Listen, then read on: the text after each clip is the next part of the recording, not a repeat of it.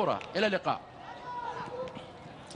شكرا للمعلق القدير المعلق غازي صدقه. إذا ألف مبروك لنادي الاتحاد الفوز بهدفين مقابل لا شيء. كانت الفرصة مواتية في آخر الدقائق لتسجيل الفيصلي لتقليص الفارق، لأن فريق الفيصلي بواسطة بدر خراشي يضيع ركلة الجزاء في آخر الدقائق تصدى لها بشكل جيد الكابتن فواز القرني. رحب بأول الضيوف في هذه المباراة الكابتن عبد الفتاح السيري.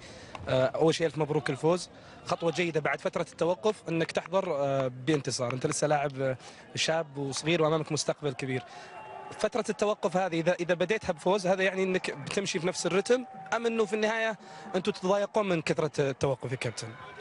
أول شيء بسم الله الرحمن الرحيم، الحمد لله على كل حال.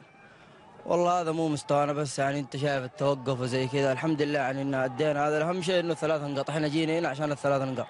مستوى إن شاء الله مع المباريات حنرجع إن شاء الله. كابتن إيش قال لكم المدرب بين الشوطين؟ يعني إيش حرصكم عليه خاصة أنه كان الفارق هدف؟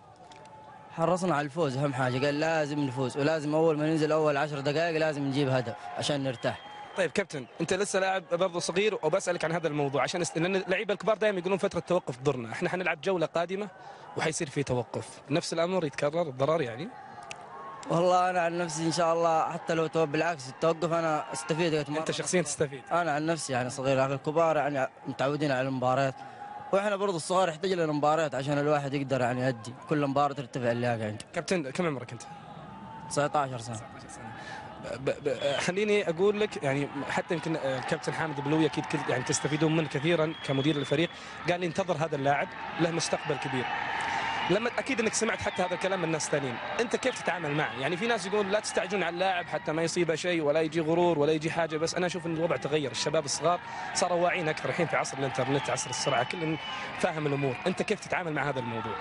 والله اول شيء اللي يقول يعني انه مستقبل على راسي، لكن ثاني انا لسه ما سويت ولا شيء. انا يعني قدامي ان شاء الله 15 سنه 10 سنوات لازم اعدي فيها ان شاء الله. لسه دحين ما سويت ولا يعني.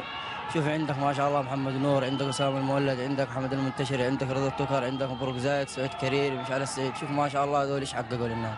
الله يعطيك الصحه والعافيه، ونشوفك ان شاء الله مع عمده المنتخب ويبعد عنك شر الاصابات. ان شاء الله يعطيك العافيه حبيبي. شكرا للكابتن عبد الفتاح السيري، نتمنى له ان شاء الله مستقبل زاهر وباهر. اتحول لزميلي ماجد توجري، تفضل ماجد.